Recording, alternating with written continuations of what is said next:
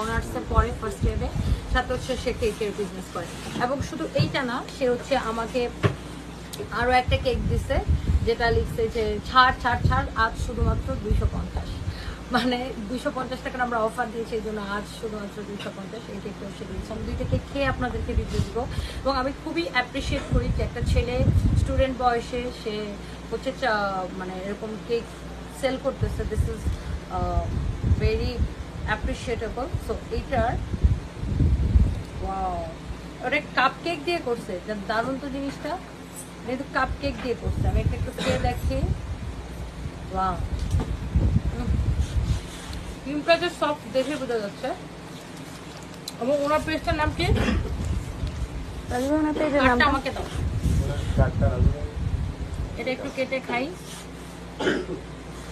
এটাও vanilla cake, দেখ মানে অনেক সফট কেক।